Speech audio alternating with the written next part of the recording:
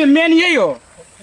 अब यहाँबाट छिर्न बित्तिकै कहाँबाट कहाँ जान्छ थाहा हुँदैन। सन् 1960 इन्डियन रेलवे तपाईँ हेर्न सक्नुहुनेछ।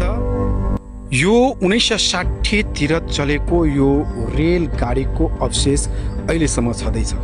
हो, सन् 1960 मा यो इन्जिन अर्थात् यो डब्बा, यो ट्रेनको डब्बा निर्माण भएको थियो र सन् 1962 तिर कोशी ब्यारेज निर्माण भई सञ्चालनमा आइसकेको थियो र यो बाँध हो, यो कुसाहा बाँध।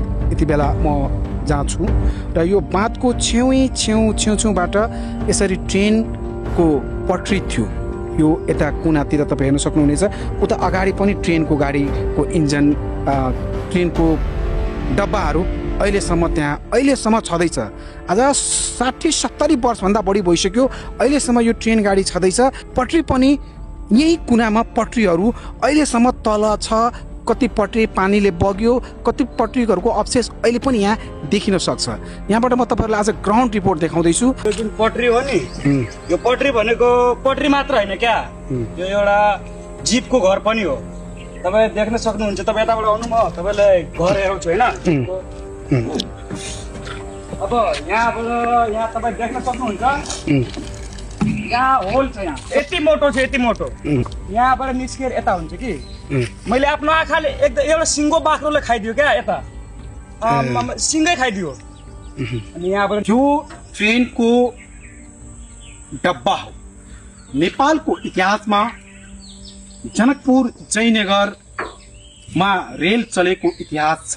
त्योभन्दा अगाडि पनि केही इतिहास भएको छ।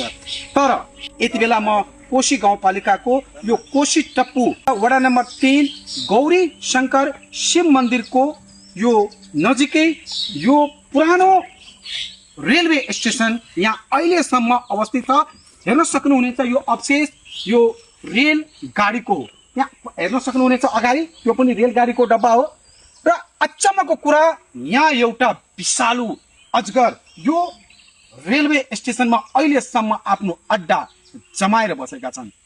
त्यसको जुन बस्ने ठाउँ हो त्यो अगाडिको डब्बा जुन हेर्दै हुनुहुन्छ त्यसको तल छ। र स्थानीयहरूको प्रत्यक्षदर्शीका अनुसार यहाँ चरीचरणमा आएका बाख्राहरूलाई सो अजगरले स्वाट्टै निल्ने गर्दछ र प्रत्येक दिनको ठिक 12 बजेको समयमा सो अजगर बाहिर निस्किने गर्दछ।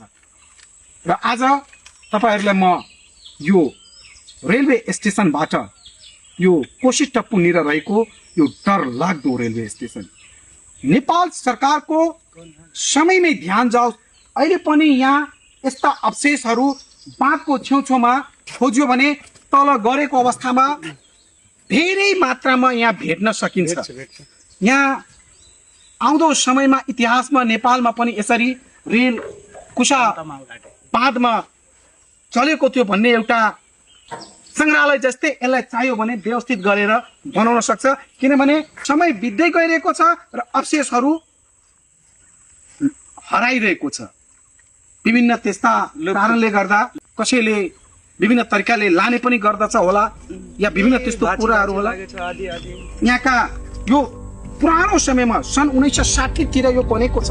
अब सोच्नुहोस् यो कति बलियो छ यो। तर अहिलेसम्म यो अवशेषलाई यदि जोगाएर राख्न सक्यो भने आउँदा पिँढीहरूले ओहो नेपालमा पनि यसरी रेल चलेको थियो भन्ने एउटा उदाहरण, एउटा इतिहास हेर्न सकिन्छ। म देखाउन चाहन्छु क्यामेराम्यानलाई। यो हो बाँध र 2065 साल भादो 2 गते यही कुनामा टुटेको थियो कुसा बाँध। र आज म त्यहाँबाट विशेष ग्राउन्ड रिपोर्ट देखाउन गइरहेको छु। नेपालको इतिहासमा यो 60-70 वर्ष पुरानो यो रेलवे स्टेसन निरबाट म तपाईँहरूलाई प्रत्यक्ष देखाउने प्रयास गरिरहेको छु। र तपाईँ के साँच्चै यो विषयमा यदि थाहा छ भने या तपाईँ यो रेलगाडी चलेको त्यति बेलाको इतिहास हेर्नु भएको छ भने तपाईँ कमेन्ट बक्समा लेख्नु होला। तपाईँको कमेन्टको रिप्लाई गर्ने हामी प्रयास गर्नेछौँ। यसको तपाईँ सुरुङ हेर्न सक्दै हुनुहुन्छ। क्यामेरा नजिक गर्नु अझै। यो उसको बस्ने घर। ए यो बाटो है। अनि यस्तो बाटो कति छ यो रुख यता पनि छ बाटो। हेर्नु यहाँ छ, यता आउनु सुरुङ कहाँबाट निस्किन्छ, यता हेर्नु कहाँबाट निस्किन्छ, कहाँ जान्छ केही थाहा हुँदैन। ए यो पनि सुरुङ हो। यो पनि मेन यही हो। अब यहाँबाट छिर्न बित्तिकै कहाँबाट कहाँ जान्छ थाहा हुँदैन क्या यस्तो आम्मामा यहाँ आउनु क्यामेरा न पर्यो नि त आम्मामा यहाँ छ यहाँबाट कति ठुलो छ यसमा बस्छ अनि यसमा पनि बस्छु ठाउँ हो बस्ने ठाउँ यो हो अनि यता हो यो हो डेन्जर ठाउँ हो क्या डेन्जर आम्मामा यहाँ यो रेलगाडी चलेको कारण पनि बेग्लै थियो जब त्यति बेला कोशी ब्यारेजको निर्माण हुँदै थियो जानकारी गराइदिउँ कोशी ब्यारेजको निर्माण हुने समयमा